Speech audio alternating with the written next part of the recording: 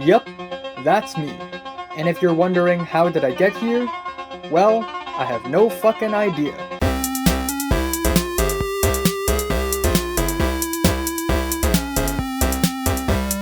So on August 6th of this year, I tried wake surfing. Not wave surfing, it's wake surfing. W-A-K-E. I know. I don't know why it's called wake surfing, but it's called wake surfing, so I will call it wake surfing. Where essentially early in the morning, I and my family and my cousins and their family drove all the way to Science Park, which is a place that I've been to earlier this year on April 5th. And, yeah, this is where Science Park is on the map. It's really up north, really far away, and it took a while for us to get there. After arriving there, we went to a shelter, we sat under the shelter, we ate bits of food, and I tried my very best to look for a public bathroom in order to change my clothes to swimwear. And that took a while because there were actually no public bathrooms nearby. That's why I went to one of those dirty, smelly, stinky, portable bathrooms and spent 10 seconds changing my pants. I basically speed ran it, and I was successful. Anyways, after a while, we went onto the boat and started wake surfing. And it was difficult. When I saw other people play it, I thought to myself, wow, that's pretty difficult. And when I did it, it is as difficult as I had expected, which is quite difficult, where essentially there are a few stages to wake surfing. Okay, so let me explain this. First of all, let's say this is the board that you're going to stand on for the wake surfing. Now, you're going to have to hold on to two things at the very beginning. First of all, you need to hold onto the board, and second of all, you have to hold onto the handle that is connected to a rope that is connected to the boat itself. Now, all at the same time, you need to lie down flat on the water. Say, this is a guy, this is me, hi. You have to lie down flat on the water with your feet doing this, sort of on the edge of the board.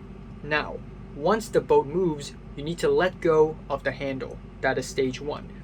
And then because of the water, the force of the water, it pushes the board like this, and you're gonna slowly stand on the board, except your entire body will be diagonal at that point, will be slanted, in other words.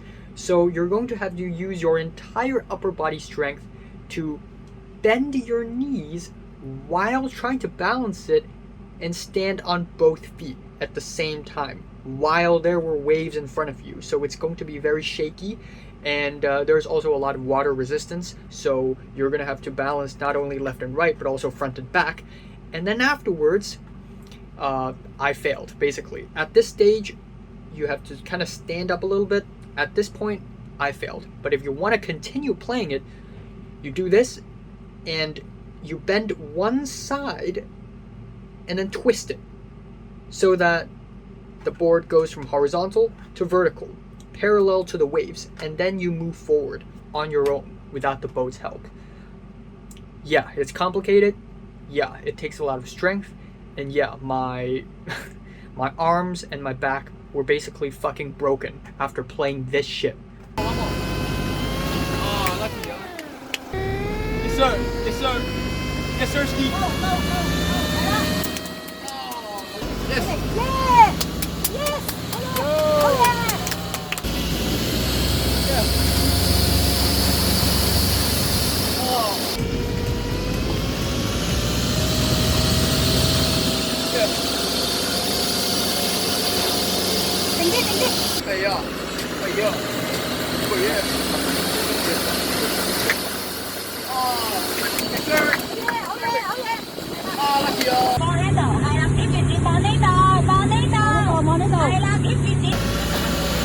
There were jumping small fishes out of the water. There were packs of seagulls on the water. And the water is really salty and kind of cold. I know that seawater is salty, but seawater is way saltier than I had remembered. because it's been a while since I have touched seawater.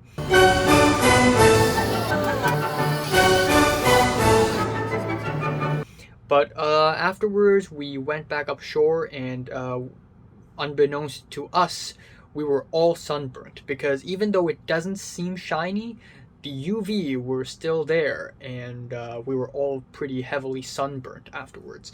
But anyways, we ate a little more, drank a little more, and then afterwards we went to somewhere that I have been to already, Science Park, in one of the blocks in Science Park, which I have already filmed in my Tongping Island video. Check that video out, please. So we went into the mall and we went into the bathroom. We changed our clothes back from the swimwear to our streetwear, and it was dirty, it was stinky, and I just have to go with it because fuck it all. Anyways, afterwards we went to Saigon, which is a little bit south of Science Park, and we went there because we're going to have dinner. And Saigon is the seafood district. It is a district in Hong Kong that's really well known for its seafood and its sea market. Good? Hey! Yeah?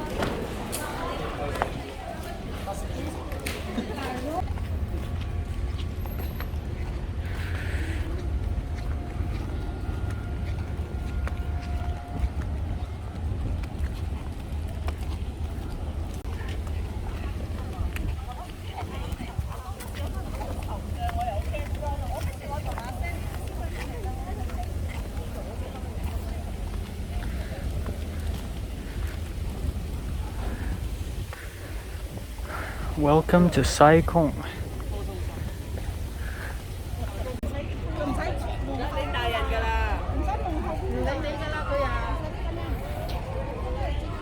This reminds me, I've been here a long time ago on a school trip.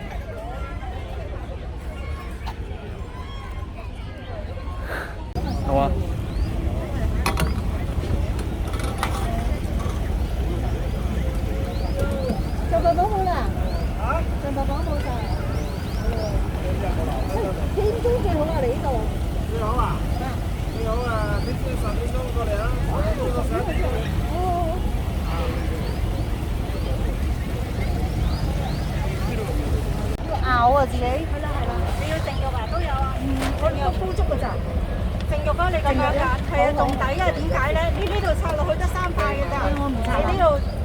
and I guess it's also not too late to have a soft served ice cream from your very famous Hong Kong ice cream truck.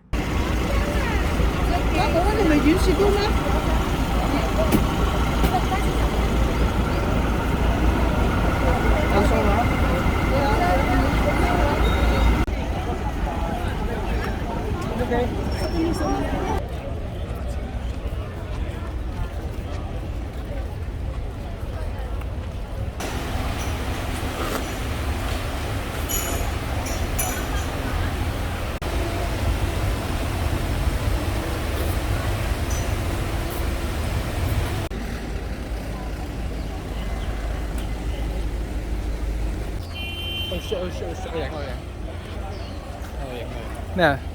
Cool beans. Feel cool.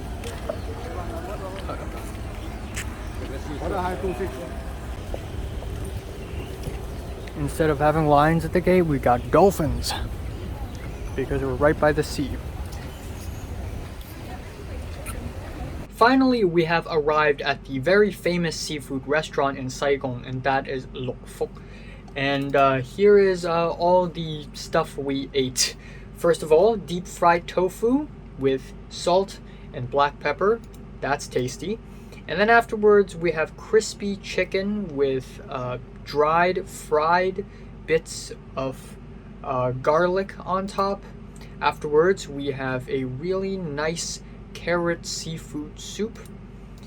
And then we have the honey glazed ribs that are also deep fried. And of course we have to eat sengzi. Every time we eat seafood, we eat sengzi. Now what is a sengzi? In English it is called razor shells, but it's not really razor shells, I guess, because it's actually very chewy and tasty seafood with a lot of nice sauce, bits of onion, green bell pepper, and red bell pepper. Definitely a highlight of the meal. Of course, we have the deep fried lobster, which is very tasty. And of course, we have the crab, which I can proudly say that I only used a pair of chopsticks to dismantle an entire claw. And then afterwards, we have creamy, cheesy noodles with more lobster inside it. And then we have deep fried oysters, which you wrap around with a piece of lettuce and put some mayonnaise on top of it. And then afterwards we have sweet and sour pork with pineapples, bell peppers, and onions.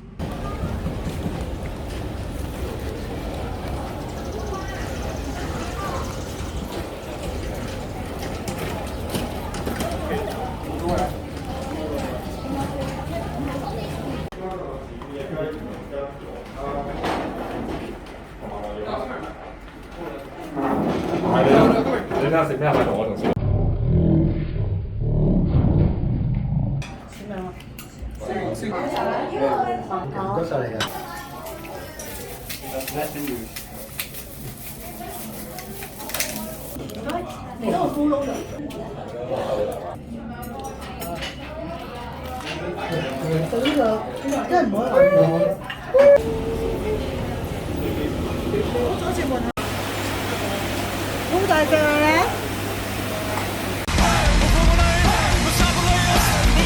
係嘛？你知唔知？係咪呢度啊？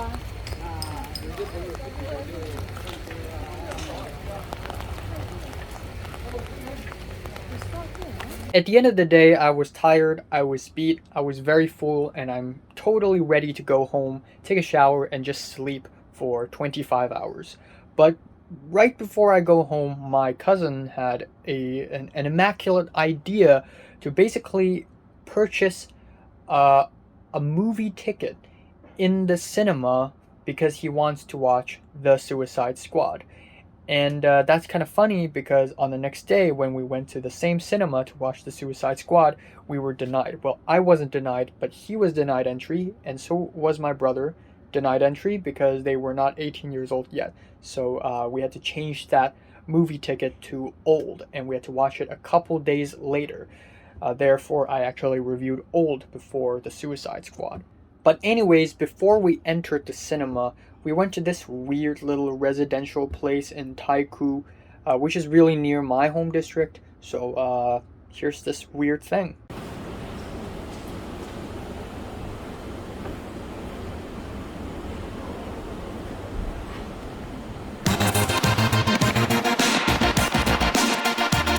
Anyways, fast forward a few days later, on August 12th, we went to a camp in Tai Po, which is also very up north of Hong Kong, really far away from my home district, and a place that I don't go very often.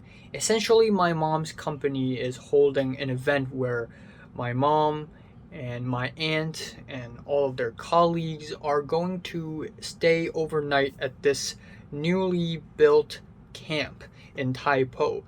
And that's basically it, and I have to go because if I don't go, then I would be sulking at my own bedroom for a long time, and I hate doing that, so I had to go. And I don't know how to describe it. It was awkward, I guess. Anyways, here is where Tai Po is on the map. As you can see, very far away. Anyways, we arrived at the camp, and the first thing that we did was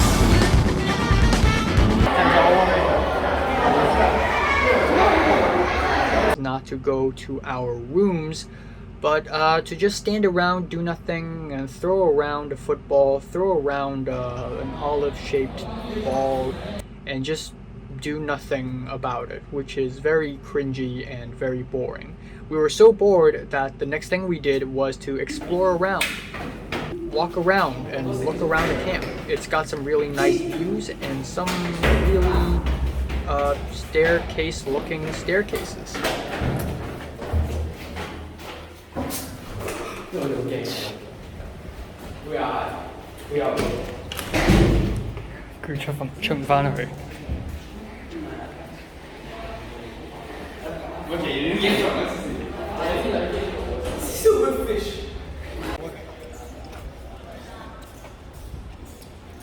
At 3 p.m. we were finally able to check into our rooms, and holy crap, me, my brother, and my 2 cousins are living in a huge room that's large enough to fit 24 people in it, because there are 24 beds in it and a huge ass bathroom. The bathroom has 6 toilet stalls and 6 shower stalls and a long strip of hand washing sink. It is immaculate, it is beautiful, we have some really nice mountain views, and overall it's really nice and cozy and clean. And even though this is a really huge room, they knew that only 4 people would be living in it. That's why they provided us, they as in the camp people, they provided us 4 pillows, 4 mattresses, 4 blankets, 4 pillowcases, and 4 blanket cases.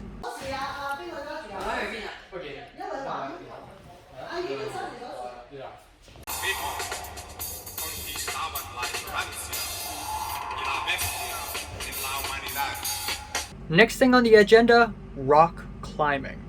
And let me tell you this, I haven't climbed rocks for God knows how many years. In fact, I am not sure if I've ever climbed something like this before in my entire life. Plus the fact that I was really tired from wake surfing a few days ago, I totally went into this thing like I was committing suicide.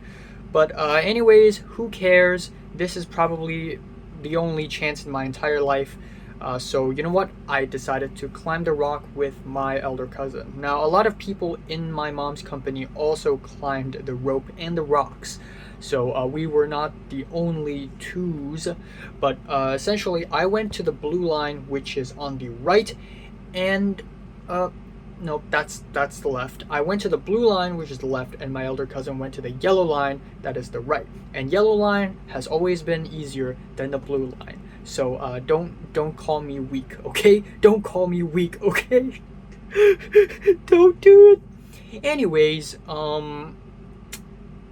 yeah, it's when I look at people climb up the rope and the rocks, I was like, damn, that's pretty difficult. When I did it, I was like, damn, that's pretty difficult. It's as difficult as I had expected, which is quite difficult. So first phase, I and my elder cousin climbed up the nets at the lower part. And it seems pretty easy, and it is indeed the easier part of the climb, but you have to realize that when there are 2 people on the ropes, the rope went from this, or the net went from this to this, meaning that we were climbing the nets, and the net went from this. And the more we climb, the more the net tilt, meaning that it takes a lot of upper body strength and a lot of lower body strength for me to actually climb up. And then afterwards, we have easily the worst part of the entire climb, and that is the transition between the net and the rocks. And the transition is 1 horizontal wooden bar. Now, it may look pretty easy to you. Just put your leg on the bar and just yoink yourself upwards, and then you're up there. Easy, right? Wrong, because as you can see, if I put my feet in here and I've put my other feet in here, and if I put my hand in here, and if I put my other hand in here, the next logical step would be to raise my right leg and place it on this spot. Now, if I do that, I would just have my right knee in front of my face. I would lose balance and fall and may die. So I kind of cannot do that. So I had to really just stand there and think about what is my logical next move, like a total fucking loser, which I did. And so after a while, the people who were pulling the blue rope for me pulled me upwards so that I can stand on the wooden bar. And at that point, my elder cousin was already all the way up there. So fuck me in the pussy, I guess. 我要呢邊啊呢邊啊嚇，全部有份拉繩嘅望住。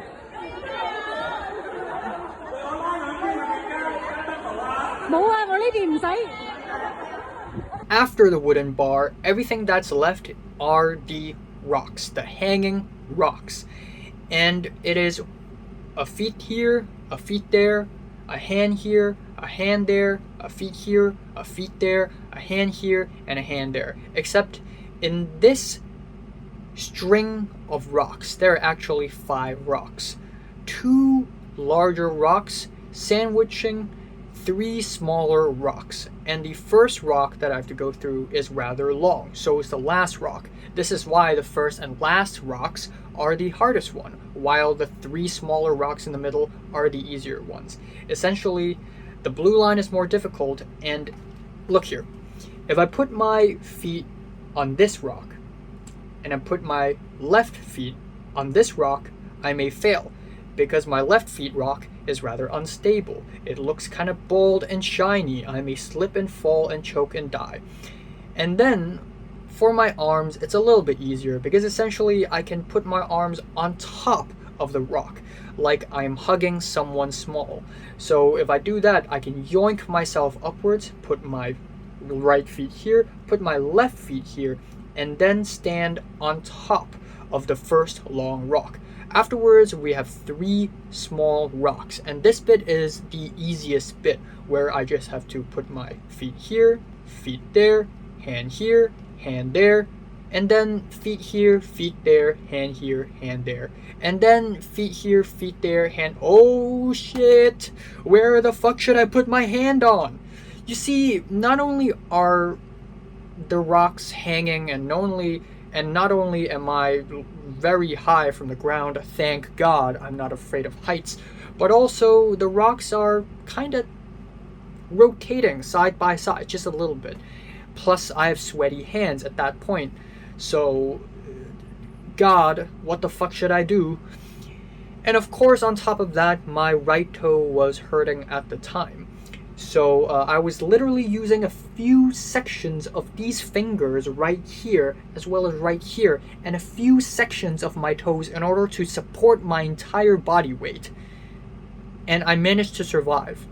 It's miraculous, I'm telling you. 好嘢，要加油！要加油！好嚟啦！等埋先得。 Anyways, at the final long rock, I put my feet here, my feet there, and then, oh shit, I managed to put my hand here, my hand there, and after that stage, I was stuck for a little while until they pulled me even harder, and I took a leap of faith and put my feet at this specific rock, which was very small, very tiny, and I could barely see it, but I managed to support my entire body weight on it like a total beast, and then I finally sat on top. And at that point, my entire body was shaking. My hands were shaking, my brain was malfunctioning, I was sending the wrong neurotransmitters to my finger muscles and my toe muscles. When I thought of closing my hand, I literally couldn't close it because it was the wrong neurotransmitter in my neurons. I'm not joking. But I managed to do this. Victory sign. And I survived. Fuck me.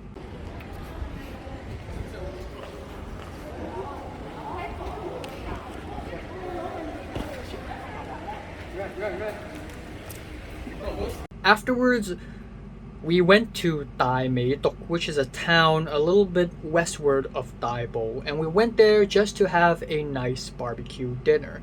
And we have some really nice scenic view on the way, which is really nice. Also passing by a few temples, a few shrines, a few old houses, one giant Buddha statue that we saw the other day while wake surfing, and a house that makes me cringe because of the political implications that the decorations have. But anyways, we arrived at the barbecue place and we sat there. Some woman that my aunt knows gave us a pack of cards that has very strange packaging. And then after a while, we had drinks and we went to the kitchen to grab some food on our plates. We set up the grill and we start grilling. And honestly, it was not bad. I mean, sure, a lot of meatballs and fish balls are burnt. A lot of chicken wings are burnt. And I can't find the bacon wrapped around the cherry tomato. Can't find it. But it's still a really good grill nonetheless. Very smoky. And I was very thirsty by the end of it. I drank a can of Coca-Cola, a can of grape Fanta, and then afterwards, fuck it, just a giant bottle of cold water. And I drank that for over a day.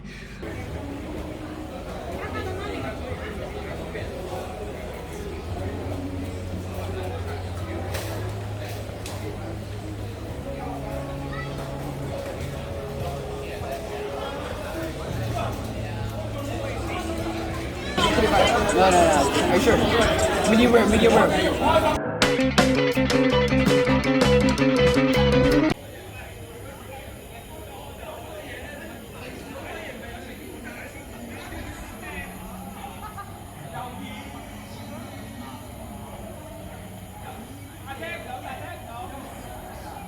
For the final part of the day, we all went back to our camp. I took a little bit of rest in my my camp room while my cousins were doing push-ups and planks as if they weren't tired already from the rock and rope climbing and the wake surfing on August fucking 6th.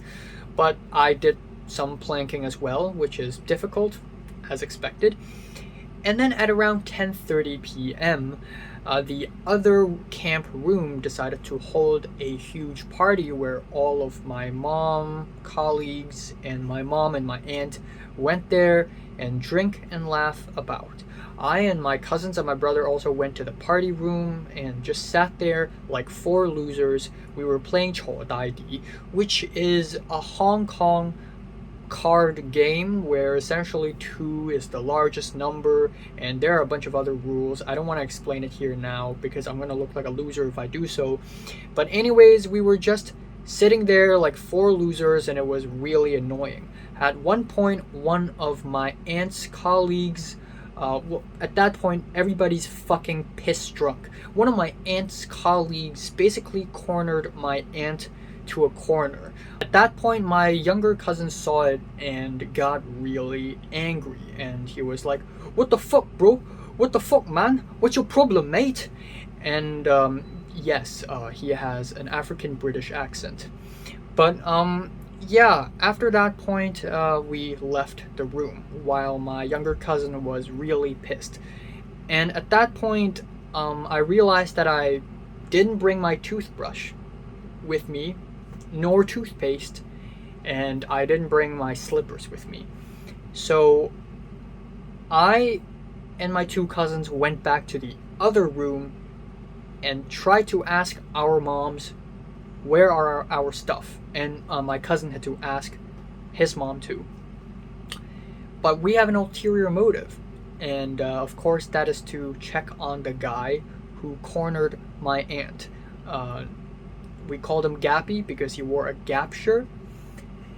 And so we went into the room, and what happened was, according to them, we ruined their moods. They were all laughing, and once the kids entered, their moods are ruined. So for punishment, my younger cousin had to do 10 push-ups, and my elder cousin and me had to down a cup of sake, which is no problem, no problemo. I downed it like a total bitch ass. Actually, I didn't down it in one go, but I drank the whole thing, and I wasn't even fucking drunk. fuck you all. I'm totally of sound mind and soul. Hell yeah. Anyways, my mom was pissed drunk, and she didn't answer me where my toothbrush was, so I left. Fast forward 3 a.m. The party was finally over. I asked my mom where's my toothbrush, and she's too drunk to even recognize who I am. So, fuck it. I brushed my teeth with my fingers.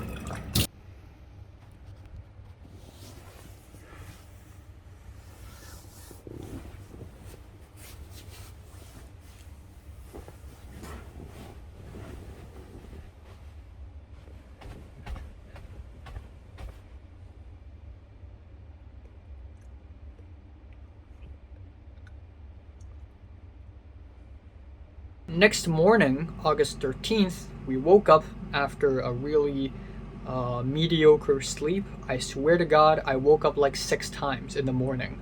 It's like I had a sleep cycle, and after one cycle, I woke up, and then I slept back.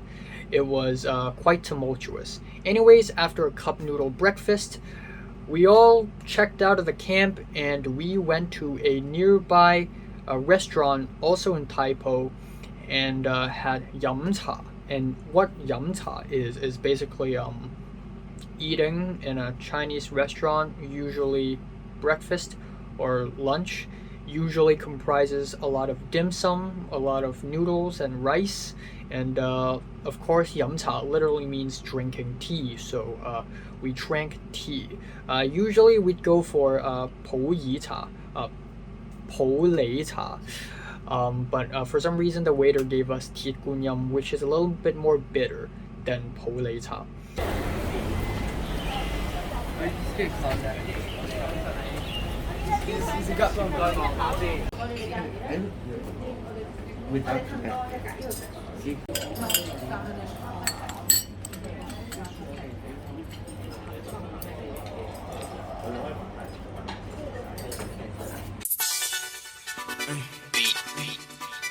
Oh my, this is so fucking hot. Wow. Okay, anyways, this right here is gum qin tou. Now, before you think that this is some alien creature, this is actually the second chamber of the beef stomach. And it's delicious. And the reason why I ordered it is because there's a factor of nostalgia in it. Back in the olden days when I was still in secondary school, when I and Nick went to a dim sum restaurant nearby our school, we would order gum qin tou, which tastes great. It's chewy and has nice flavors. At the final end, we all departed. I and my cousins and my brother went into my aunt's car. On the way, we found some really cool views. A nice Tin Hao temple, some weird buildings, and then stuff and things.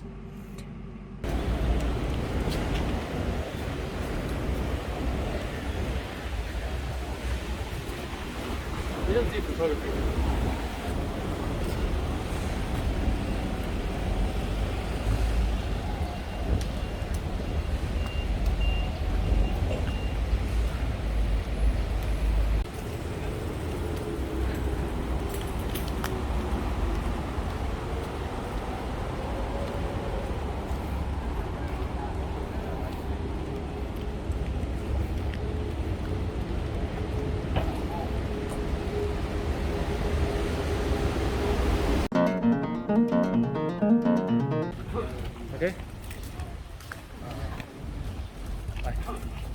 And then finally, even as much as I wanted to go back home at that point, of course I can't. So I went to my cousin's place, and my younger cousin wanted to buy 2 pizzas as well as some donuts so that we can all share them. But my elder cousin insisted on buying 4 fucking pizzas for our dinner. So it's 1 man, 1 pizza. And I actually ate the whole fucking pizza for a dinner. And nothing else. And I'm still alive, so fuck that. Yeah, that is it for August 6th, August 12th, and August 13th. What are your thoughts? Yay! Subscribe if you want more.